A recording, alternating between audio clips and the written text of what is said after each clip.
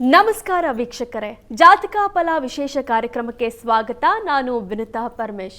ವೀಕ್ಷಕರೇ, ಇವತ್ತಿನ ಜಾತಕ ಫಲ ಕಾರ್ಯಕ್ರಮದಲ್ಲಿ ಈ ದಿನದ ವಿಶೇಷತೆ ಹಾಗೂ ನೀವು ಕಳಿಸಿರುವ ಸಂದೇಶಗಳ ಜೊತೆ 12 ರಾಶಿಗಳ ಫಲಾಫಲಗಳ ಬಗ್ಗೆ ಮಾತಾಡ್ತಾ ಹೋಗ್ತೇವೆ. ಮೊದಲಿಗೆ ಕಾರ್ಯಕ್ರಮಕ್ಕೆ ಪ್ರಾಜ್ಞರಾದ ಶ್ರೀ ಶ್ರೀಕಂಠ ಶಾಸ್ತ್ರಿಗಳನ್ನ ಸ್ವಾಗತಿಸೋಣ. ಶಾಸ್ತ್ರಿಗಳೇ, ಕಾರ್ಯಕ್ರಮಕ್ಕೆ ಸ್ವಾಗತ. ಶಾಸ್ತ್ರಿಗಳೇ, ಈ ದಿನದ ವಿಶೇಷತೆ ತಿಳಿಸೋದಾದ್ರೆ? ಶ್ರೀ ಗುರುಭ್ಯೋ ನಮಃ. ಹರಿ ಓಂ. ಮೂರ್ತಿತ್ವೇ ಪರಿಕಲ್ಪಿತ ಶಶಿಭೃತೋ ವರ್ತ್ಮ ಪುನರ್ಜನ್ಮನ ಆತ್ಮೇತ್ಯಾತ್ಮವಿದಾಂ ಕೃತುಶ್ಚಯಚಿತಾಂ ಭರತ ಅಮರಜ್ಯೋತಿಷಾಂ ಲೋಕಾನಾಂ ಪ್ರಳಯೋದ್ಭವ ಸ್ಥಿತಿ ವಿಭಶ್ಚಾನೇಕಧಾಯ ಶರತೌ ವಾಚನ್ನ ಸದದಾತ್ವನೇಕ ಕಿರಣಃ ತ್ರೈಲೋಕ್ಯ ದೀಪೋ ರವಿಃ. ಸಮಸ್ತ ವೀಕ್ಷಕರಿಗೆ ಶುಭೋದಯ, ಶುಭ ಬೆಳಗು. ಈ ದಿನದ ವಿಶೇಷತೆಯನ್ನು, ಸಂದೇಶಗಳನ್ನು ಪರಿಶೀಲಿಸುವ ಪೂರ್ವದಲ್ಲಿ ಹೊತ್ತಿನ ಪಂಚಾಂಗವನ್ನು ಗಮನಿಸಿಕೊಳ್ಳೋಣ. ಶ್ರೀ ವಿಶ್ವಾವಸುನಾಮ ಸಂವತ್ಸರ, ದಕ್ಷಿಣಾಯಣ, ಶರದ್ ಋತು, ಕಾರ್ತೀಕ ಮಾಸ, ಶುಕ್ಲ ಪಕ್ಷವಾಗಿದೆ. ಈ ದಿವಸ ಶುಕ್ರವಾರವಾಗಿರತಕ್ಕಂಥದ್ದು, ದಶಮಿ ತಿಥಿ, ಧನಿಷ್ಠ ನಕ್ಷತ್ರ. ಈ ದಿವಸ ತುಂಬ ವಿಶಿಷ್ಟವಾದ ದಿನ. ಕಾರಣ ಯಾಜ್ಞವಲ್ಕ್ಯರ ಜಯಂತಿ ಈ ದಿವಸ. ಯಾಜ್ಞವಲ್ಕ್ಯ ಮಹರ್ಷಿಗಳ ಬಗ್ಗೆ ನಾವು ಅರ್ಥ ಮಾಡಿಕೊಳ್ಳದೇ ಇದ್ದರೆ, ಅವರನ್ನು ನಾವು ಸ್ಮರಣೆ ಮಾಡಿಕೊಳ್ಳದೇ ಇದ್ದರೆ, ನಮಗೇ ನಾವು ಮಾಡಿಕೊಂಡಂಥ ನಷ್ಟವಾಗಿಬಿಡುತ್ತೆ. ಯಾಕೆಂದರೆ ಪ್ರತಿಯೊಬ್ಬ ಮನುಷ್ಯನಿಗೆ ಆನಂದ, ಆ ಮಹಾ ಆನಂದ ಅಂತಕ್ಕಂಥದ್ದು ಎಲ್ಲಿ ಲಭ್ಯವಾಗುತ್ತೆ ಅನ್ನೋದನ್ನು ದರ್ಶನ ಮಾಡಿ ತಿಳಿಸಿಕೊಟ್ಟಂಥವರೇ ಯಾಜ್ಞವಲ್ಕ್ಯ ಮಹರ್ಷಿಗಳು. ಹೀಗಾಗಿ ಅವರ ಸ್ಮರಣೆ ಈ ದಿವಸ ಅವರ ಜಯಂತಿ. ಹೀಗಾಗಿ ಅವರನ್ನು ಸ್ಮರಿಸಿಕೊಂಡು ಅವರು ಏನನ್ನು ಹೇಳಿದರು, ಜಗತ್ತಿಗೆ ತೋರಿಸಿದ ಬೆಳಕು ಯಾವುದು, ಆನಂದದ ಬೆಳಕು ಹೇಗಿದೆ, ಸ್ವಲ್ಪ ಅರ್ಥ ಮಾಡಿಕೊಳ್ಳೋ ಪ್ರಯತ್ನ ಮಾಡೋಣ. ಸಂದರ್ಭ ಇರುವ ಕಾರಣದಿಂದಾಗಿ ಪ್ರತಿ ದಿವಸ ಅವರನ್ನು ಸ್ಮರಣೆ ಮಾಡಿಕೊಳ್ಳೇಬೇಕು. ಈ ದಿವಸವಂತೂ ನಾವು ಸ್ಮರಣೆ ಮಾಡಿಕೊಳ್ಳೇಬೇಕು. ಯಾಜ್ಞವಲ್ಕ್ಯರು ಬಹಳ ವಿಶಿಷ್ಟವಾದ ಋಷಿಗಳು. ನಾವು ಎಷ್ಟೋ ಋಷಿ ಪರಂಪರೆಯಲ್ಲಿ ಎಷ್ಟೋ ಮಹರ್ಷಿಗಳನ್ನು, ಮಹನೀಯರನ್ನು ಕಾಣ್ತೀವಿ. ಒಬ್ಬೊಬ್ಬರ ಅವರ ತಪಸ್ಸು, ಅವರ ದರ್ಶನ ಎಲ್ಲವೂ ವಿಶಿಷ್ಟವೇ, ಸಂಶಯ ಇಲ್ಲ. ಅನೇಕ ಋಷಿಗಳಿದ್ದಾರೆ. ಯಾಜ್ಞವಲ್ಕ್ಯರು ಕೂಡ ಆ ಎಲ್ಲ ಶ್ರೇಷ್ಠ ಮಹರ್ಷಿಗಳಲ್ಲಿ ಇವರು ಕೂಡ ತುಂಬ ಸೂರ್ಯನ ಹಾಗೆ ಬೆಳಗುತ್ತಾರೆ. ಯಾಜ್ಞವಲ್ಕ್ಯರ ತಂದೆ ದೇವರಾತ ಅಂತ, ತಾಯಿ ಆಲಂಬಿನಿ ಅಂತ. ಅವರಿಬ್ಬರಿಗೆ ದೈವಾನುಗ್ರಹದಿಂದ ಒಂದು ಶ್ರೇಷ್ಠ ಸಂತಾನವಾಗುತ್ತೆ. ತಂದೆ ಯಜ್ಞಗಳನ್ನು ವಲ್ಕ ಅಂದರೆ ಹೆಣಿತಕ್ಕಂಥದ್ದು, ಹೊಸ ಹೊಸ ಹೊಸ ಹೊಸ ಯಜ್ಞಗಳನ್ನು ಹೆಣಿತಾ ಇದ್ದನಂತೆ. ಅದೇ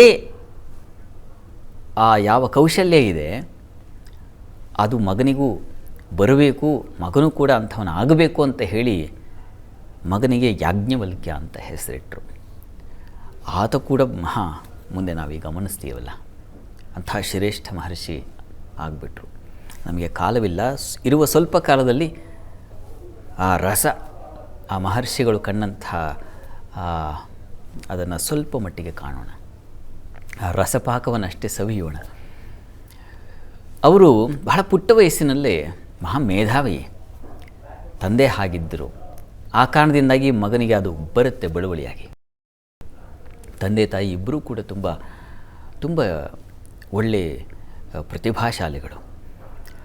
ಹಾಗೆ ಈ ಯಾಜ್ಞವಲ್ಕ್ಯನಿಗೆ ವೈಶಂಪಾಯನರು ಅಂತ ಅವರ ಋಷಿಗಳು, ವೇದವ್ಯಾಸರ ಶಿಷ್ಯರು. ಆ ವೈಶಂಪಾಯನರ ಬಳಿಗೆ ಪಾಠಕ್ಕೆ ಅಂತ ಕಳಿಸ್ಕೊಟ್ರು. ಸ್ವಲ್ಪ ಬೇಗ ಬೇಗ ಕಲಿಯುವ ಗ್ರಹಣ ಶಕ್ತಿ ಯಾಜ್ಞವಲ್ಕ್ಯರಿಗಿತ್ತು. ಒಂದು ಕಥೆಯ ಪ್ರಕಾರ ಅವರು ವೈಶಂಪಾಯನರು ಕಥೆಯನ್ನು ಹೇಳ್ತಾ ಇದ್ದರು, ಅಂದರೆ ಇದು ಮಂತ್ರಗಳನ್ನು ಹೇಳ್ಕೊಳ್ತಾ ಇದ್ದರು. ಆ ಮಂತ್ರ ಹೇಳ್ಕೊಡುವಾಗ ಹ್ರಾಸವಾಗುತ್ತೆ, ಅಂದರೆ ಸ್ವರ ವ್ಯತ್ಯಾಸವೋ ಇತ್ಯಾದಿ ಸ್ಖಾಲಿತ್ಯ ಉಂಟಾಗುತ್ತೆ. ಈ ಕಾರಣದಿಂದಾಗಿ ಋಷಿಗಳು ಮತ್ತೊಮ್ಮೆ ಮಂತ್ರವನ್ನು ಹೇಳ್ಕೊಳ್ಬೇಕು ಅಂತಿದ್ದೆವು. ಹೇಳಿಕೊಟ್ಟ ಪಾಠ ಜೊತೆಗೆ ಮತ್ತೊಂದು ಸಲ ಅದನ್ನು ಪುನರಾವರ್ತನೆ ಮಾಡಬೇಕು. ಯಾವುದನ್ನು ಹೇಳಿಕೊಟ್ರು, ಯಾಕೆಂದರೆ ಕತ್ತರಿಸಿರ್ತಾರೆ, ಎಲ್ಲಿ ಬೇಕೋ ಅಲ್ಲಿ ಫುಲ್ ಸ್ಟಾಪು ಆಗಿರೋದಿಲ್ಲ. ಹೀಗೆ ಈ ಕ್ರಮದಲ್ಲಿ ವೇದಗಳನ್ನು ಕತ್ತರಿಸಬಾರ್ದು, ಅದು ಸ್ಖಾಲಿತ್ಯವಿಲ್ಲದ ಹಾಗೆ ಹೇಳ್ಕೋಬೇಕು. ಹಾಗಾಗಿ ಮತ್ತೊಮ್ಮೆ ಹೇಳ್ಕೊಳ್ತಾ ಇದ್ರು ಅವರು. ಗುರುಗಳೇ, ನಿಮ್ಮ ಪರವಾಗಿ ನಾನು ಹೇಳಲ್ಲ, ತೊಂದರೆ ಇಲ್ವಾ? ನಿಮಗೆ ಆರೋಗ್ಯ ಸ್ವಲ್ಪ ಹದಗೆಟ್ಟಿದೆ ಅಂತ ಇವರು ಸ್ವಲ್ಪ ಉದ್ದಟತನದಲ್ಲಿ ಹೇಳಿದ್ರು. ಅದನ್ನು ಅವರು ಬೇರೆ ಥರ ಅರ್ಥ ಮಾಡ್ಕೊಂಡ್ಬಿಟ್ರು. ಏನು ನೀನೊಬ್ಬನೇ ನಾ ಮೇಧಾವಿ, ಅನೇಕ ಶಿಷ್ಯರಿದ್ದಾರೆ ಮತ್ತು ಹೆಚ್ಚಾಗಿ ನಾನೇ ಹೇಳ್ತೀನಿ ಬಿಡಯ್ಯ ಅಂತ ಹೇಳಿ ಅವ್ರ ಮೇಲೆ ಸಿಟ್ಟು ಮಾಡಿಕೊಂಡ್ರು ಅಂತಕ್ಕಂಥದ್ದು ಒಂದು ಕಥೆ ಇದೆ.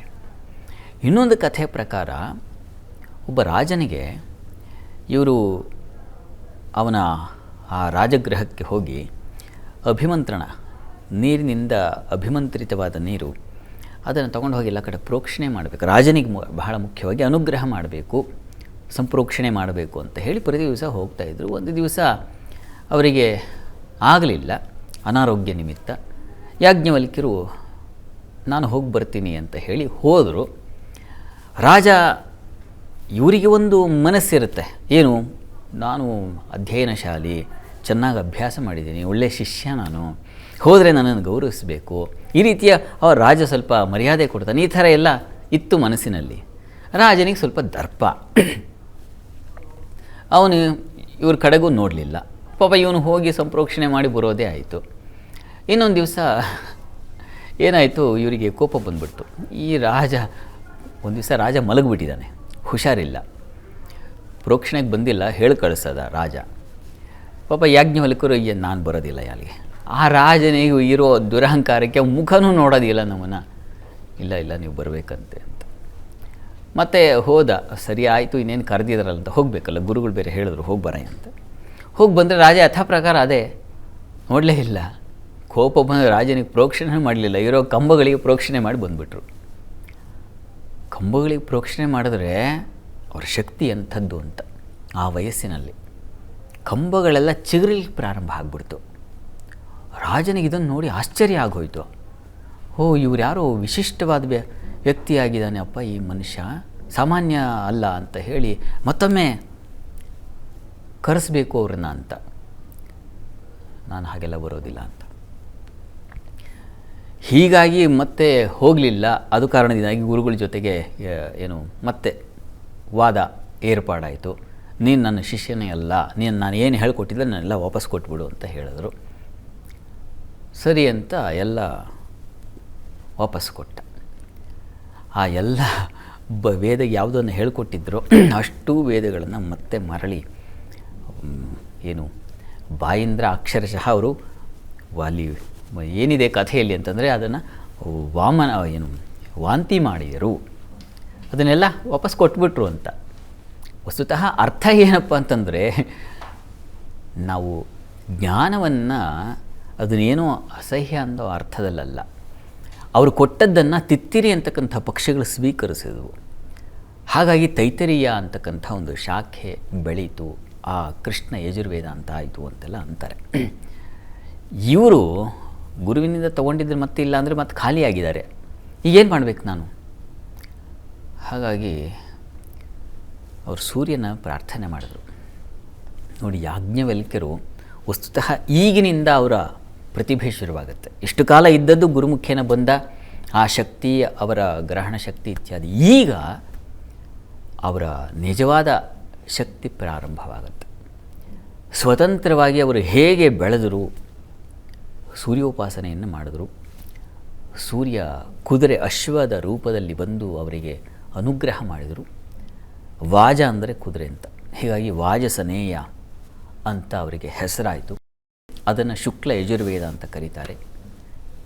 ಕೃಷ್ಣ ಯಜುರ್ವೇದ, ಶುಕ್ಲ ಯಜುರ್ವೇದ ಎರಡು ವೇದಗಳಿದ್ದಾವೆ. ಶುಕ್ಲ ಯಜುರ್ವೇದ ಈಗ ಇಲ್ಲ ಅಷ್ಟಾಗಿ, ಅದು ಉತ್ತರ ಭಾರತದ ಕಡೆಗಿದೆ. ನಮ್ಮಲ್ಲೆಲ್ಲ ಕೃಷ್ಣ ಯಜುರ್ವೇದವೇ ಇರತಕ್ಕಂಥದ್ದು. ಇರಲಿ, ಅಂತೂ ಬಹಳ ಮುಖ್ಯವಾದದ್ದು ಏನಪ್ಪ ಅಂದರೆ, ಅವರು ಕಲಿತ ಮೇಲೆ, ಸೂರ್ಯನಿಂದ ಉಪದೇಶ ಪಡೆದ ಮೇಲೆ ಅವರು ಮಹತ್ತರವಾದ ತಪಸ್ಸನ್ನು ಮಾಡಿ ಅವರು ಕಂಡುಕೊಂಡಂಥ ಎರಡು ಮಹತ್ತರವಾದ ಸಂದೇಶಗಳೇನಪ್ಪ ಅಂದರೆ, ಈ ದಿವಸ ನಾವು ಕಾಣ್ತಾ ಇರತಕ್ಕಂಥ ಒಂದು ಬೃಹದಾರಣ್ಯಕೋಪನಿಷತ್, ಇನ್ನೊಂದು ಈಶಾವಾಸ್ಯೋಪನಿಷತ್. ಈಶಾವಾಸ್ಯ ಅಂತಕ್ಕಂಥದ್ದು ಜಗತ್ತಿನ ಸಾರ್ವಭೌಮತೆಯನ್ನು, ಜಗತ್ತನ್ನು ಆರಾಧಿಸಬೇಕು, ಜಗತ್ತಿನ ಶಕ್ತಿ ಏನು, ಅಲ್ಲಿ ಈಶ್ವರ ಎಲ್ಲ ಕಡೆ ವ್ಯಾಪಕವಾಗಿದ್ದಾನೆ ಅಂತಕ್ಕಂಥದ್ದನ್ನು ಸೂಚಿಸ್ತಕ್ಕಂಥದ್ದು. ಹೊರಗಿನ ಜಗತ್ತಿನ ಬಗ್ಗೆ ಗೌರವ ಇಟ್ಕೊಳ್ಬೇಕು ಅನ್ನೋದನ್ನು ಸೂಚಿಸ್ತಕ್ಕಂಥದ್ದು. ಇನ್ನೊಂದು ಬೃಹದಾರಣ್ಯಕೋಪನಿಷತ್ತು, ಅದರಲ್ಲಿ ಮನುಷ್ಯನ ಆನಂದದ ನೆಲೆ ಏನು, ವಸ್ತುತಃ ಮನುಷ್ಯ ಎಲ್ಲಿ ತುಂಬ ಸಂತೋಷವಾಗಿರ್ತಾನೆ ಅನ್ನೋದನ್ನು ವಿವರಿಸ್ತಕ್ಕಂಥ ಯಾವುದನ್ನು ಏನು ಅವಸ್ಥಾತ್ರಯ ಮೀಮಾಂಸೆ ಅಂತ ಕರೀತಾರೋ ಅದನ್ನು ಅವರು ದರ್ಶನ ಮಾಡಿ ಕೊಡುಗೆ ಕೊಟ್ಟಂಥದ್ದು. ಎಲ್ಲ ಉಪನಿಷತ್ತುಗಳಲ್ಲೂ ಈ ಬೃಹದಾರಣ್ಯಕ ಹೆಸರು ಹೇಳ್ತದೆ, ಬೃಹತ್ ಅಂತ ಅರಣ್ಯಕ, ಬಹಳ ವಿಸ್ತಾರವಾಗಿರ್ತಕ್ಕಂಥದ್ದು ಮತ್ತು ಬಹಳ ಮನುಷ್ಯನಿಗೆ ಬೇಕಾಗಿರ್ತಕ್ಕಂಥ ಒಂದು ಆನಂದದ ಸಂದೇಶ ಅಲ್ಲಿದೆ. ಅದರಲ್ಲೇ ಹೇಳ್ತಕ್ಕಂಥದ್ದು ಜಾಗೃತ್, ಸ್ವಪ್ನ, ಸುಷುಪ್ತಿ ಇವುಗಳ ಸ್ಥಳ. ಮನುಷ್ಯ ಎಲ್ಲಿ ತುಂಬ ಆನಂದವಾಗಿರ್ತಾನೆ ಅಂದರೆ ಗಾಢವಾದ ನಿದ್ರೆಯಲ್ಲಿ. ಸ್ವಪ್ನದಲ್ಲೂ ಕೂಡ ನಮಗೆ ಭಯವಾಗುತ್ತೆ, ಆತಂಕವಾಗುತ್ತೆ, ಯಾವುದೋ ಸಂದರ್ಭಕ್ಕೆ, ಯಾವುದೋ ಒಂದು ಸಂದಿಗ್ಧಕ್ಕೆ ತುತ್ತಾಗಿ ಯಾವ್ಯಾವುದೋ ಕಷ್ಟಗಳನ್ನು ಪಟ್ಟು ಚೀರಾಡಿ ಕೂಗಾಡಿ ಈ ಥರ ಸಾಧ್ಯತೆ ಅಲ್ಲೂ ಒಂದು ಬಂಧನ ಇರುತ್ತೆ. ಎಚ್ಚರದಲ್ಲಂತೂ ನಮಗೆ ಭಾಷೆಗಳೆಲ್ಲ ಹರಡಿಕೊಂಡೇ ಬಿಟ್ಟಿದೆ. ಮನುಷ್ಯನನ್ನು ಕಿತ್ತು ತಿಂತಾ ಇದೆ, ಪಂಚೇಂದ್ರಿಯಗಳಿಗೆಲ್ಲ ದಶೇಂದ್ರಿಯಗಳಿಗೂ ಕೊಕ್ಕೆ ಹಾಕಿ. ಆದರೆ ಈ ಜಾಗೃತ ಮತ್ತು ಸ್ವಪ್ನ ಇವುಗಳೆರಡರಲ್ಲೂ ಇಲ್ಲದೇ ಇರತಕ್ಕಂಥ, ಕಾಣದೇ ಇರತಕ್ಕಂಥ ಆನಂದ ಎಲ್ಲಿದೆಯಪ್ಪ ಅಂದರೆ ಆ ಗಾಢವಾದ ನಿದ್ರೆ ಎಲ್ಲಿದೆ ಅಂತ ಸುಷುಪ್ತಿ ಅಂತ ಕರೀತಾರೆ ಅವರು ಅದನ್ನು. ಆ ಸುಷುಪ್ತಿ ಸ್ಥಿತಿಯಲ್ಲಿ ಏನಪ್ಪ ಅಂದರೆ ಮಲಗಿದ್ದಷ್ಟೇ ಗೊತ್ತು, ಆಮೇಲೆ ನಾನ್ಯಾರು ಅಂತಲೇ ಗೊತ್ತಿಲ್ಲ. ಹೆಂಡ್ತಿನೋ, ಗಂಡನೋ, ಮನೇನೋ, ಕಾರೋ, ಮಠವೋ, ಬಂಗ್ಲೆನೋ, ಸ್ನೇಹಿತರೋ, ಜಗಳವೋ, ಕೊನೆಗೆ ಶರೀರ ಕಟ್ಟಿರ್ತಕ್ಕಂಥ ಯಾವುದೋ ಒಂದು ಗಾಯದ ನೋವು ಕೂಡ ಆ ನಿದ್ರೆಯಲ್ಲಿಲ್ಲ. ಆ ರೀತಿಯ ಆನಂದದ ಸ್ಥಿತಿ ಆ ಸುಷುಪ್ತಿಯಲ್ಲಿದೆ. ಅದೇ ನಿಜವಾದ ಆನಂದ. ಅದನ್ನು ನಾವು ಜಾಗೃತದಲ್ಲಿ ವಿಸ್ತರಿಸ್ಕೊಳ್ಬೇಕು. ಎಚ್ಚರವಾಗಿದ್ದಾಗಲೂ ನನಗೆ ಆ ನೋವು ಆಗ್ತಾ ಇಲ್ಲ. ರಮಣರಿಗೆ ಸಾಧ್ಯವಾಯ್ತದು. ಅವರು ಆಪ್ರೇಷನ್ ಮಾಡುವಾಗಲೂ ದೇಹ ನನ್ನದಲ್ಲಯ್ಯ, ನೀವು ಮಾಡಿ ಅಂತ. ಕಷ್ಟ, ನಾವು ಸಣ್ಣ ನೋವು ಹೋದರೆ ಬಾಧಿಸ್ತಾ ಇರ್ತೀವಿ, ಯಪ್ಪ ಅಂತ ಇರ್ತೀವಿ. ಆದರೆ ಈ ನೋವಲ್ಲ ಅನ್ನುವ ಸ್ಥಿತಿ ಎಚ್ಚರದಲ್ಲಿ ಬರೋದಿದೆಯಲ್ಲ, ಅದಕ್ಕೆ ಯಾಜ್ಞವಲ್ಕರಾಗಬೇಕಾಗತ್ತೆ ನಾವು. ಹೀಗೆ ಆನಂದ ಅಂತಕ್ಕಂಥದ್ದು ಹಾಗೆ ಅಡಕವಾಗಿದೆ. ಅದನ್ನು ನಾವು ವಿಸ್ತರಿಸ್ಕೊಳ್ಳೋ ಬಗೆ ಹೇಗೆ ಅಂತಂದರೆ ಅವರೇ ಹೇಳ್ತಾರೆ, ನೀವು ಆರಾಧನೆಗಳ ಮೂಲಕ. ಅವರ ಮಾತೇ ಹೇಳೋದಾದರೆ ಯಂ ಕರ್ತು ಮಧೀಯತೆ ಚ ತಸ್ಯ ಆಪ್ನುಯಾತ್ ಫಲಂ ಅಂತ ಒಂದು ಮಾತನ್ನು ಹೇಳ್ತಾರೆ. ನೀವು ಯಾವುದನ್ನು ಆರಾಧಿಸ್ತೀರೋ, ಉದಾಹರಣೆಗೆ ನಾವು ಈ ದಿವಸ ನಮ್ಮ ನೋವನ್ನು ಕಳೀಲಿಕ್ಕೆ ಯಾವುದೋ ಒಂದು ಆರಾಧನೆಯಲ್ಲಿ ತೊಡಗುತ್ತೀವಿ. ಭಗವಂತನ ಆರಾಧನೆಯಲ್ಲಿ ಯಾವ ರೀತಿಯಲ್ಲಿ ತೊಡಗ್ತೀವಪ್ಪ ಅಂತಂದರೆ, ಸುಮ್ಮನೆ ಏನೋ ನಾನು ಹೇಳಬೇಕು ಮಂತ್ರ ಮುಗಿಸ್ಬಿಟ್ಟೆ, ವಿಷ್ಣು ಸಹಸ್ರನಾಮ ಹೇಳ್ಕೋಬೇಕು, ಪಟ ಹೇಳಿ 15 ನಿಮಿಷದಲ್ಲಿ ಮುಗಿಸ್ಬಿಟ್ಟೆ, ಹೀಗಲ್ಲ. ನೀವು ಅದನ್ನು ಮನಸಾರೆ ತಂದುಕೊಂಡ್ರೆ ಹೇಳುವ 15-20 ನಿಮಿಷಗಳ ವಿಷ್ಣು ಸಹಸ್ರನಾಮದಲ್ಲಿ ನನಗೆ ಜಗತ್ತೇ ಮರೆತು ಹೋಗಿದೆ ಅಂತ ಅಂದ್ಕೋಬೇಕು. ಆಗ ನಿಮಗೆ ಆನಂದದ ಅನುಭವ ಆಗುತ್ತೆ. ಏನು ಮಾಡ್ತಾ ಇದ್ದರೆ ಎಚ್ಚರಲ್ಲಿ. ಎಷ್ಟೋ ಬಾರಿ ನಾವು ಸಂಗೀತ ಕೇಳುವಾಗ ಮೈ ಮರೆತು ಬಿಟ್ಟಿರ್ತೀವಿ. ಎಷ್ಟೋ ಬಾರಿ ಚಲನಚಿತ್ರ ನೋಡ್ತಾ ಇರ್ತೀರ, ಆ ಒಂದು ಸಂದರ್ಭ ನಿಮ್ಮನ್ನು ಎಲ್ಲ ಜಗತ್ತನ್ನು ಮರೆಸಿಬಿಟ್ಟಿರುತ್ತೆ. ಆ ಒಂದು ಸಂದರ್ಭ ಹಾಗೆ ಮಾಡ್ತಲ್ವ, ಹಾಗೆ ಇಡೀ ಬದುಕನ್ನು ವಿಸ್ತರಿಸ್ಕೊಳ್ಬೇಕು ಆ ಆನಂದ. ಅದಕ್ಕೆ ಏನು ಮಾಡಬೇಕು ಅಂದರೆ, ನಾವು ಮಾಡುವ ಎಲ್ಲ ಕೆಲಸಗಳಲ್ಲೂ ಕೂಡ ಆ ತಾದಾತ್ಮ್ಯ ಪ್ರೀತಿ ಇಟ್ಕೋಬೇಕು. ಆವಾಗ ನಾವು ಸಾಮಾನ್ಯವಾಗಿ ಅಷ್ಟರ ಮಟ್ಟಿಗೆ ನಾವು ಮರಿತೀವಿ ಬೇರೆ ಇದನ್ನು. ನೀವು ಇಷ್ಟೊತ್ತು ಕೇಳುವ ಸಂದರ್ಭದಲ್ಲಿ ಬೇರೆಲ್ಲ ಚಟುವಟಿಕೆಗಳನ್ನು ಪಕ್ಕಕ್ಕಿಟ್ಟು ಆಲಿಸ್ಕೊಳ್ತಾ ಇದ್ದೀರಾ. ಈ ಆಲಿಮೆ, ಈ ಕೇಳ್ಮೆ, ಈ ಆಲಿಸುವಿಕೆ ನಿಮ್ಮ ಕೆಲಸಗಳಲ್ಲೂ ಇರಬೇಕು. ಒಂದು ಪಾತ್ರೆ ತೊಳೆಯುವಾಗಲೂ ನಂಗೆ ಬೇರೆ ಅದರ ಗಮನ ಇಲ್ಲ ರೀ, ಪಾತ್ರೆ ಅಚ್ಚುಕಟ್ಟಾಗ್ತಾ ಇದೆಯಾ ಅಂತ ಒಂದು ಹೆಣ್ಣುಮಗಳು ನೋಡಿಬಿಟ್ರೆ ಅಲ್ಲಿ ಆನಂದ ಕಂಡುಕೋಬಹುದು. ಒಂದು ಅಡುಗೆ ಮಾಡುವಾಗ ಬೇರೆ ನನಗೆ ಗಮನ ಇಲ್ಲ, ಈಗ ಎಷ್ಟು ಖಾರ ಹಾಕಬೇಕು, ಎಷ್ಟು ಉಪ್ಪು ಹಾಕಬೇಕು, ಎಷ್ಟು, ಇದೇ ಯಜ್ಞ. ನಾನೀಗ ಉಪನ್ಯಾಸ ಮಾಡುವಾಗ ನನಗೆ ಬೇರೆ ಅದ್ರ ಗಮನ ಇರಬಾರ್ದು. ಅದು ನನ್ನ ಈ ಆನಂದದ ಗುಟ್ಟು. ಇಲ್ಲಿ ನಾನು ಆನಂದ ತಗೋತಾ ಇದ್ದೀನಿ. ಹೀಗೆ ಎಲ್ಲ ನಿಮ್ಮ ವೃತ್ತಿಗಳಲ್ಲಿ ನೀವು ಕಂಡುಕೊಂಡು ಇದನ್ನೇ ಹೇಳಿರೋದು ಯಾಜ್ಞವಲ್ಕ್ಯರು. ಎಲ್ಲಿ ನಿಮ್ಮ ಕೆಲಸಗಳಲ್ಲಿ ನೀವು ತನ್ಮಯತೆಯನ್ನು ಕಂಡುಕೊಳ್ತೀರೋ ಆಗ ಆನಂದ ಸಹಜವಾಗಿ ಎಚ್ಚರದಲ್ಲಿ ವಿಸ್ತಾರವಾಗುತ್ತೆ. ಇಂಥ ಒಂದು ಮಹತ್ತರ ಉಡುಗೊರೆಯನ್ನು ಕೊಟ್ಟವರು ಆ ಯಾಜ್ಞವಲ್ಕ್ಯ ಮಹರ್ಷಿಗಳು. ಅಂಥವರನ್ನು ಪ್ರತಿ ಕ್ಷಣ ಸ್ಮರಣೆ ಮಾಡಬೇಕಲ್ವ, ಒಂದು ದಿವಸ ಅಲ್ಲ, ಪ್ರತಿ ಕ್ಷಣ ಸ್ಮರಣೆ ಮಾಡಿಕೊಳ್ಬೇಕು. ತನ್ಮೂಲಕ ನಮಗೆ ಅನುಭವಕ್ಕೆ ಬರುತ್ತೆ ಆನಂದ.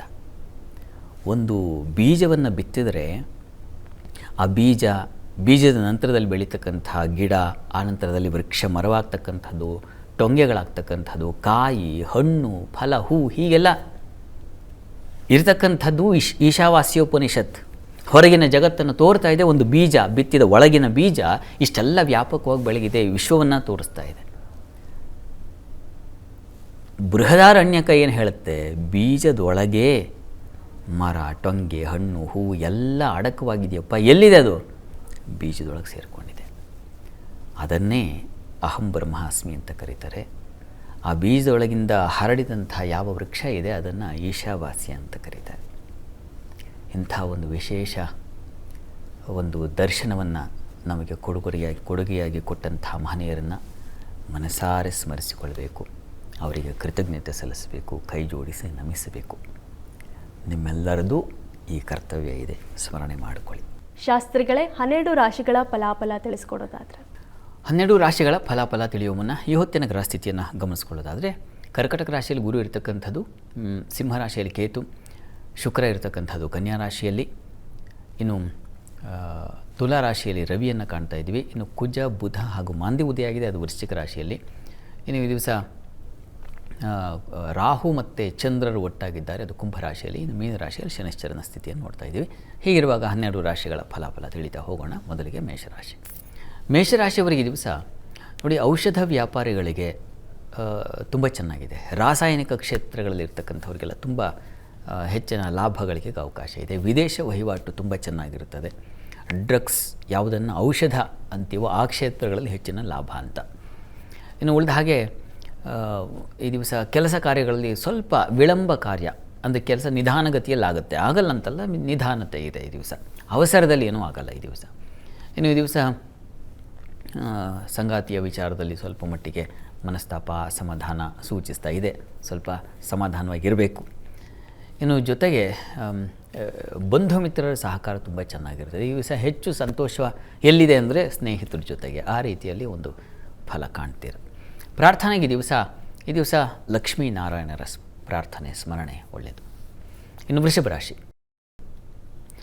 ರಾಶಿಯವರಿಗೆ ದಿವಸ ಕೆಲಸ ಕಾರ್ಯಗಳಲ್ಲಿ ಸ್ತ್ರೀಯರಿಗೆ, ಹೆಣ್ಣುಮಕ್ಕಳಿಗೆ ಸ್ವಲ್ಪ ಕಿರಿಕಿರಿ ಇರ್ತದೆ, ಅಸಮಾಧಾನ ಇರ್ತದೆ. ಮಾಡಿದ ಕೆಲಸಕ್ಕೆ ಇನ್ಯಾರದೋ ಒಂದು ಮೂಗು ತೋರಿಸುವಿಕೆ ಅಥವಾ ಇನ್ನೇನೋ ಅವರ ಒಂದು ಕಿರಿಕಿರಿ, ಇದು ನಿಮಗೆ ಸ್ವಲ್ಪ ಕಿರಿಕಿರಿ ಮಾಡುತ್ತೆ ಈ ದಿವಸ.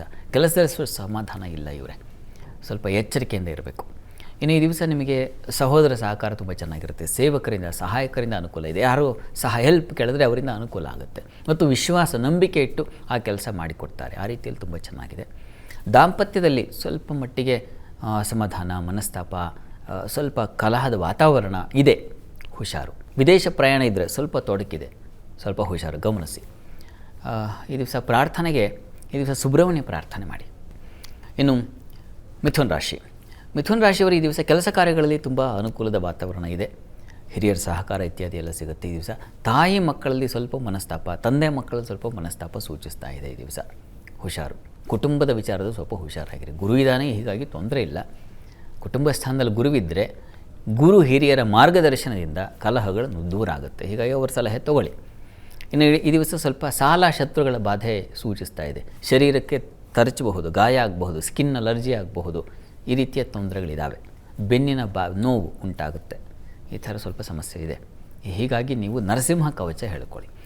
ಇನ್ನು ಕರ್ಕಟಕ ರಾಶಿಯವರು ಈ ದಿವಸ ಕೆಲಸ ಕಾರ್ಯಗಳಲ್ಲಿ ಈ ದಿವಸ ಹೆಚ್ಚಿನ ಅನುಕೂಲ ಇಲ್ಲ, ಸ್ವಲ್ಪ ಕಡಿಮೆ. ಯಾಕೆ ಅಂದರೆ ಕರ್ಮಾಧಿಪತಿ ಜೊತೆಗೆ ಮಾಂದಿ ಇರೋದಲ್ಲದೆ ಜನ್ಮಾಧಿಪತಿನೂ ಕೂಡ ಅಷ್ಟಮದಲ್ಲಿದೆ. ಹೀಗಾಗಿ ನೋವು, ದುಃಖ, ವ್ಯಥೆ, ಈ ದಿವಸ ಸಂಕಟ, ಯಾವುದೋ ಒಂದು ಸಮಸ್ಯೆ ಸಿಕ್ಕಾಕೊಳ್ತೀರಾ. ಏನಪ್ಪ ಜೀವನ ಇಷ್ಟು ದುಃಖಮಯವಾಗಿದೆಯಲ್ಲ ಅಂತ ಅನಿಸ್ಲಿಕ್ಕೆ ಶುರುವಾಗುತ್ತೆ. ಸ್ವಲ್ಪ ಅಸಮಾಧಾನ ಇದೆ ಈ ದಿವಸ. ಹೀಗಾಗಿ ತಪ್ಪದೇ ಈ ದಿವಸ ನೀವು ಕೂಡ ಸುಬ್ರಹ್ಮಣ್ಯ ಹಾಗೂ ಅಮ್ಮನವರು ದುರ್ಗಾ ಪ್ರಾರ್ಥನೆ ಎರಡೂ ಮಾಡಬೇಕು. ಅಷ್ಟೋತ್ತರವಾದರೂ ಹೇಳ್ಕೊಳ್ಳಿ, ಅದರಿಂದ ಸ್ವಲ್ಪ ಸಮಾಧಾನ ಕಾಣ್ತೀರಾ. ಮಕ್ಕಳ ವಿಚಾರದಲ್ಲೂ ಸ್ವಲ್ಪ ಕಿರಿಕಿರಿ ದಿವಸ, ಮಕ್ಕಳಿಂದ ಅಸಮಾಧಾನ, ಅವರ ವಿಚಾರಗಳಲ್ಲಿ ಮನಸ್ಸಿಗೆ ಬೇಸರ ಉಂಟಾಗೋದು ಈ ಥರ ಇದೆ. ಉದರ ಬಾಧೆ ಕೂಡ ಸೂಚಿಸ್ತಾ ಇದೆ. ಸ್ವಲ್ಪ ಈ ದಿವಸ ವೀಕ್ ಆಗಿದೆ ಅವರೇ, ಹುಷಾರು. ಇನ್ನು ಸಿಂಹರಾಶಿಯವರಿಗೆ ಈ ದಿವಸ ಬರೀ ಕೆಲಸ ಕಾರ್ಯಗಳಲ್ಲಿ ಸ್ವಲ್ಪ ಹಿನ್ನಡೆ ಇದೆ. ಇನ್ನೊಂದು ಸ್ವಲ್ಪ ಸರಿ ಹೋಗುತ್ತೆ, ಇನ್ನೊಂದು 2-3 ದಿನದಲ್ಲಿ ನಿಮಗೆ ಅನುಕೂಲ ಆಗುತ್ತೆ. ಅಲ್ಲಿವರೆಗೆ ಸ್ವಲ್ಪ ತಾಳ್ಮೆ ಬೇಕು. ಕೆಲಸ ಕಾರ್ಯಗಳಲ್ಲಿ ಶ್ರದ್ಧೆ ಇರಲಿ, ಹೆಚ್ಚಿನ ಗಮನ ಇರಲಿ. ಇನ್ನು ಈ ದಿವಸ ದಾಂಪತ್ಯದಲ್ಲಿ ನೋಡಿ ಕಿರಿಕಿರಿ ಮನಸ್ತಾಪ ಇದೆ, ಅವರಿಂದಾಗಿ ವ್ಯಯ, ಅವರಿಂದಾಗಿ ನಷ್ಟ, ಇದರಿಂದ ಮತ್ತೆ ಬೇಸರ, ಕೋಪ ಇವುಗಳೆಲ್ಲ ಉಂಟಾಗಬಹುದು ಈ ದಿವಸ. ಮತ್ತು ಈ ದಿವಸ ಪ್ರಯಾಣದಲ್ಲಿ ಸ್ವಲ್ಪ ತೊಂದರೆ ಸೂಚಿಸ್ತಾ ಇದೆ. ಭೂಮಿ ವಿಚಾರದಲ್ಲಿ ತೊಂದರೆಗಳಾಗಬಹುದು, ವಿಷಜಂತುಗಳ ಭಯ ಸೂಚಿಸ್ತಾ ಇದೆ, ಹುಷಾರು. ನಿಮಗೂ ಸ್ವಲ್ಪ ವೀಕ್ ಆಗಿದೆ ಈ ದಿವಸ. ತಪ್ಪದೇ ನಾಗ ಪ್ರಾರ್ಥನೆ ಮಾಡಿ. ಇನ್ನು ಕನ್ಯಾ ರಾಶಿಯವರಿಗೆ ಈ ದಿವಸ ನಿಮಗೆ ಸ್ವಲ್ಪ ಭಯ, ಆತಂಕದ ವಾತಾವರಣ ಸೂಚಿಸ್ತಾ ಇದೆ. ಸ್ವಲ್ಪ ಸೇವಕರು, ಸಹಾಯಕರಿಂದ ತೊಂದರೆಗೊಳಪಡ್ತೀರ. ಅವ್ರು ಮಾಡಿ ತಪ್ಪಿಗೆ ನೀವು ತಲೆ ಕೊಡಬೇಕಾದ ಪರಿಸ್ಥಿತಿ ಬರುತ್ತೆ ಈ ದಿವಸ, ಹುಷಾರು. ಇನ್ನು ಈ ದಿವಸ ಹೆಣ್ಣುಮಕ್ಕಳಿಗೆ ಸ್ವಲ್ಪ ಶತ್ರುಗಳ ಬಾಧೆ, ಸ್ವಲ್ಪ ರೋಗ ಬಾಧೆಯನ್ನು ಸೂಚಿಸ್ತಾ ಇದೆ. ಹೀಗಾಗಿ ಇನ್ಫೆಕ್ಷನ್ ಆಗಬಹುದು, ವಾಟರ್ ಇನ್ಫೆಕ್ಷನ್ಸ್ ಅಂತೀವಲ್ಲ, ಆ ರೀತಿಯಲ್ಲಿ ತೊಂದರೆ ಆಗೋ ಸಾಧ್ಯತೆ ಹೆಚ್ಚಾಗಿದೆ. ನರ ಸಂಬಂಧಿ ತೊಂದರೆಗಳಾಗಬಹುದು, ಹೀಗಾಗಿ ಹುಷಾರು. ಇನ್ನು ಉಳಿದ ಹಾಗೆ ಈ ದಿವಸ ನಿಮಗೆ ಕೆಲಸ ಕಾರ್ಯಗಳಲ್ಲಿ ಸ್ವಲ್ಪ ಅಲ್ಲೂ ತೊಂದರೆನೇ ಇದೆ ಈ ದಿವಸ. ಯಾವುದೂ ಸಸೂತ್ರವಾಗಿ ಅನುಕೂಲ ಆಗಲ್ಲ ನಿಮಗೆ. ಸ್ವಲ್ಪ ಹಿಡಿತ, ಸ್ವಲ್ಪ ಕೆಲಸದಲ್ಲೂ ಭಯ, ಇಂಥ ವಾತಾವರಣ ಇದೆ. ತಪ್ಪದೇ ನರಸಿಂಹ ಪ್ರಾರ್ಥನೆ, ನರಸಿಂಹ ಕವಚ ಹೇಳೋದು ಎರಡೂ ಒಳ್ಳೆಯದು. ಇನ್ನು ತುಲಾರಾಶಿಯವರಿಗೆ ಆಹಾರ ವ್ಯತ್ಯಾಸ ಇದೆ, ಕುಟುಂಬ ಘರ್ಷಣೆ ಸೂಚಿಸ್ತಾ ಇದೆ. ಎಚ್ಚರವಾಗಿರಿ, ಆಹಾರದಲ್ಲಿ ಗಮನ ವಹಿಸಿ. ಮತ್ತು ಈ ದಿವಸ ಮಕ್ಕಳ ವಿಚಾರದಲ್ಲೂ ನಿಮಗೆ ತಾಯಿ ಮಕ್ಕಳಲ್ಲಿ ನೋಡಿ ಕಲಹ, ಜಗಳ, ಏನೋ ಒಂದು ರೀತಿಯ ಕೆಟ್ಟ ಆಲೋಚನೆಗಳು, ಈ ರೀತಿ ನಿಮಗೆ ಈ ದಿವಸ ಮನಸ್ಸು ಅಷ್ಟು ಚೆನ್ನಾಗಿಲ್ಲ. ಹೀಗಾಗಿ ಮನಸ್ಸಿನಲ್ಲಿ ಬೇರೆ ಬೇರೆ ವಿಪ್ಲವ, ಅಂದರೆ ರಾಡಿಯ ಅಂತೀವಲ್ಲ, ಆ ಥರ ಆಗಿಬಿಡುತ್ತೆ ಮನಸ್ಸು. ಎಲ್ಲ ಆಲೋಚನೆಗಳು ಒಂದು ಕಡೆ ಸೇರಿಕೊಂಡು ಅದು ಒಂಥರ ಕಲಸು ಮೇಲೆ ಉಗುರು ಈ ಥರ ಆಗಿಬಿಡುತ್ತೆ. ಪ್ರಾರ್ಥನೆ ಈ ದಿವಸ ತಪ್ಪದೇ ಲಲಿತಾ ಸಹಸ್ರನಾಮ ಹೇಳ್ಕೊಳ್ಳಿ, ಅದರಿಂದ ಸಹಾಯ ಆಗುತ್ತೆ. ಇನ್ನು ವೃಶ್ಚಿಕ ರಾಶಿಯವರಿಗೆ ಈ ದಿವಸ ನಿಮಗೆ ಆರೋಗ್ಯದಲ್ಲಿ ತೊಂದರೆ ಇದೆ ಇವರೇ, ಹುಷಾರು. ಕೆಲಸ ಕಾರ್ಯಗಳದ್ದು ಅಷ್ಟೇ ಸ್ವಲ್ಪ ಹಿನ್ನಡೆ, ಸ್ವಲ್ಪ ಪರಿಶ್ರಮ ಜಾಸ್ತಿ. ಅದರಲ್ಲೂ ಸರ್ಕಾರಿ ವಲಯದಲ್ಲಿರೋರಿಗೆ ಹೆಚ್ಚಿನ ತೊಡಕನ್ನು ಸೂಚಿಸ್ತಾ ಇದೆ, ಎಚ್ಚರ ವಹಿಸಿ. ಈ ದಿವಸ ಪ್ರಯಾಣದಲ್ಲಿ ತೊಂದರೆ ಇದೆ. ಹೆಣ್ಣು ಮಕ್ಕಳಿಗೆ ಪ್ರಯಾಣದಲ್ಲಿ ಈ ದಿವಸ ತೊಂದರೆ, ಜಗಳ, ಕಲಹಗಳು, ರಸ್ತೆ ಮಧ್ಯೆನೇ ಶುರುವಾಗ್ಬಿಡುತ್ತೆ. ಆ ರೀತಿಯಲ್ಲಿ ಒಂದು ಅತಂತ್ರ ಸ್ಥಿತಿ ನಿರ್ಮಾಣ ಆಗುತ್ತೆ, ಎಚ್ಚರ ವಹಿಸಿ. ಕೃಷಿಕರಿಗೆ ಸ್ವಲ್ಪ ಹಿನ್ನಡೆ ಇದೆ. ಹಾಲು ಹೈನು ವ್ಯಾಪಾರಿಗಳಿಗೆ ಸ್ವಲ್ಪ ತೊಡಕಿದೆ ಈ ದಿವಸ. ಜಗಳ, ಘರ್ಷಣೆ ಇಂತಹ ಒಂದು ಸಂದರ್ಭ ಏರ್ಪಾಡಾಗಬಹುದು, ಹುಷಾರು. ಪ್ರಾರ್ಥನೆಗೆ ಈ ದಿವಸ ನೀವು ಕೂಡ ಲಲಿತಾ ಪ್ರಾರ್ಥನೆ ಮಾಡಿ, ಲಲಿತಾ ಸಹಸ್ರನಾಮ ಹೇಳಿಕೊಳ್ಳೋದು ಬಹಳ ಒಳ್ಳೆಯದು. ಇನ್ನು ಧನುರಾಶಿಯವರಿಗೆ ಈ ದಿವಸ ಕೆಲಸ ಕಾರ್ಯಗಳಲ್ಲಿ ಈ ದಿವಸ ಹೆಚ್ಚಿನ ಅನುಕೂಲ ಕಾಣಲಿಕ್ಕೆ ಅವಕಾಶ ಇದೆ, ತೊಂದರೆ ಇಲ್ಲ. ಆದರೆ ಪರಿಶ್ರಮ ಇದೆ. ಕೆಲಸದಲ್ಲಿ ಹೆಚ್ಚಿನ ಒತ್ತಡ, ಒಬ್ಬರ ಮೇಲೆ ಬಿದ್ದುಬಿಡುತ್ತೆ ಕೆಲಸ ಎಲ್ಲ, ಹಾಗಿದೆ ಈ ಪರಿಸ್ಥಿತಿ. ಮತ್ತು ಕಾಲಿಗೆ ಪೆಟ್ಟು ಬೀಳಬಹುದು, ಕಾಲಿನ ಬಾಧೆ, ಪಾದಗಳಿಗೆ ತೊಂದರೆ ಆಗೋ ಸಾಧ್ಯತೆ ಹೆಚ್ಚಾಗಿದೆ, ಹುಷಾರು. ಇನ್ನು ಗಂಟಲು ಬಾಧೆ ಕೂಡ ಸೂಚಿಸ್ತಾ ಇದೆ. ಸಹೋದರ ಸೇವಕರಿಂದ ಕೂಡ ಸ್ವಲ್ಪ ಸಮಸ್ಯೆ, ಅವರಿಂದ ಸ್ವಲ್ಪ ಭಯದ ವಾತಾವರಣ, ಇವರೇ ಹೀಗಾಗ್ಬಿಟ್ರಲ್ಲ ಅಂತ ಅನಿಸ್ತಕ್ಕಂಥ ವಾತಾವರಣ ಸೃಷ್ಟಿಯಾಗುತ್ತೆ ಈ ದಿವಸ. ನಿಮಗೂ ಸ್ವಲ್ಪ ಈಗ ಈ ಜನ್ಮ ಗುರು ಅಷ್ಟಮದ ಆರೋಗ್ಯದಲ್ಲಿ ಸ್ವಲ್ಪ ಏರುಪೇರಾಗ್ಬಿಡುತ್ತೆ. ಪ್ರಾರ್ಥನೆ ಈ ದಿವಸ ದತ್ತಾತ್ರೇಯ ಪ್ರಾರ್ಥನೆ ಮಾಡಿ. ಇನ್ನು ಮಕರ ರಾಶಿಯವರಿಗೆ ಈ ದಿವಸ ಲಾಭದಾಯಕವಾಗಿದೆ. ಯಂತ್ರೋದ್ಯಮದಲ್ಲಿರ್ತಕ್ಕಂಥವರಿಗೆ ತುಂಬ ಲಾಭ, ಹಾಗಂತ ನಷ್ಟ ಇಲ್ಲ ಅಂತಲ್ಲ, ನಷ್ಟವೂ ಇದೆ, ಹುಷಾರು. ಹೆಣ್ಣುಮಕ್ಕಳಿಗೆ ಅತಿ ನಷ್ಟ ಸೂಚಿಸ್ತಾ ಇದೆ. ಆಹಾರ ವ್ಯತ್ಯಾಸ ಮಾಡ್ಕೊಳ್ತೀರಾ ಈ ದಿವಸ. ಕುಟುಂಬದಲ್ಲಿ ಸ್ತ್ರೀಯರ ನಡುವೆ ಘರ್ಷಣೆಗಳು, ಗಲಾಟೆ, ಘರ್ಷಣೆ ಇದು ಶುರುವಾಗ್ಬಿಡುತ್ತೆ, ಹುಷಾರು. ಇನ್ನು ಉಳಿದ ಹಾಗೆ ಸಂಗಾತಿಯಲ್ಲಿ ಸ್ವಲ್ಪ ಮಟ್ಟಿಗೆ ಪರವಾಗಿಲ್ಲ, ಅನ್ಯೋನ್ಯ ಭಾವನೆ ಕಾಣಬಹುದು ಈ ದಿವಸ, ಪರವಾಗಿಲ್ಲ. ಈ ದಿವಸ ಅನ್ನಪೂರ್ಣೇಶ್ವರಿ ಪ್ರಾರ್ಥನೆ ಮಾಡಿ. ಇನ್ನು ಕುಂಭರಾಶಿಯವರಿಗೆ ಕೆಲಸ ಕಾರ್ಯಗಳಲ್ಲಿ ಅತಿಯಾದ ವಿಘ್ನಗಳು, ತೊಡಕುಗಳನ್ನು ಸೂಚಿಸ್ತಾ ಇದೆ, ಹುಷಾರು. ಈ ದಿವಸ ನಿಮಗೆ ಆರೋಗ್ಯದಲ್ಲೂ ಏರುಪೇರಾಗುತ್ತೆ. ಸ್ಕಿನ್ ಅಲರ್ಜಿ ಆಗಬಹುದು, ಉದರ ಬಾಧೆ ಬರಬಹುದು, ಅದು ಹೆಚ್ಚಾಗಿದೆ, ಹುಷಾರು. ಸಾಲ ಇದು ನಿಮಗೆ ಈ ದಿವಸ ತೊಂದರೆ ಮಾಡುತ್ತೆ ಈ ದಿವಸ, ಹುಷಾರು. ಮತ್ತು ಈ ದಿವಸ ಸಂಗಾತಿಯಲ್ಲೂ ಅಷ್ಟೇ ಅಸಮಾಧಾನ, ಭಿನ್ನಾಭಿಪ್ರಾಯಗಳು ಜಾಸ್ತಿ ಈ ದಿವಸ ಈಶ್ವರ ಸನ್ನಿಧಾನದಲ್ಲಿ ಒಂದು ಅಭಿಷೇಕ ಮಾಡಿಸಿ. ಇನ್ನು ಮೀನರಾಶಿಯವರಿಗೆ ಈ ದಿವಸ ಕೆಲಸ ಕಾರ್ಯಗಳಲ್ಲಿ ತುಂಬ ಚೆನ್ನಾಗಿದೆ, ಪರವಾಗಿಲ್ಲ, ಅನುಕೂಲದ ವಾತಾವರಣ ಇದೆ ಈ ದಿವಸ. ನಿಮಗೆ ತಂದೆ ಮಕ್ಕಳಲ್ಲಿ ಸ್ವಲ್ಪ ಭಿನ್ನಾಭಿಪ್ರಾಯಗಳು, ಮನಸ್ತಾಪಗಳು ಬರುತ್ತೆ. ಧರ್ಮ ಕಾರ್ಯಗಳಲ್ಲಿ ಸ್ವಲ್ಪ ತೊಡಕುಗಳು ಬರುತ್ತೆ, ಧರ್ಮ ಕಾರ್ಯಗಳಲ್ಲಿ ತೊಡಕು. ಇನ್ನು ವ್ಯಯ, ಹೆಣ್ಣುಮಕ್ಕಳಿಗೆ ಹೆಚ್ಚಿನ ವ್ಯಯ ಸೂಚಿಸ್ತಾ ಇದೆ. ಆದರೆ ಪ್ರತಿಭಾಶಕ್ತಿ ಇದೆ, ಅದರಲ್ಲೇನೂ ಸಂಶಯ ಇಲ್ಲ.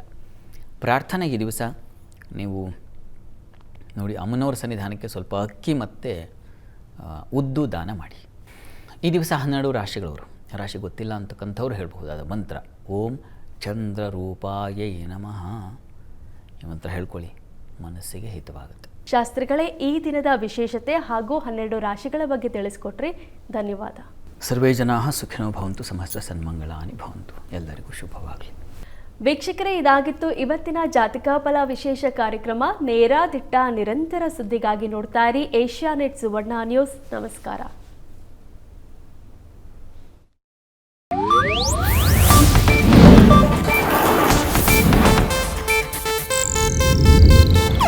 ಇದು ಏಷ್ಯಾನೆಟ್ ನ್ಯೂಸ್ ನೆಟ್ವರ್ಕ್ ಪ್ರಸ್ತುತಿ.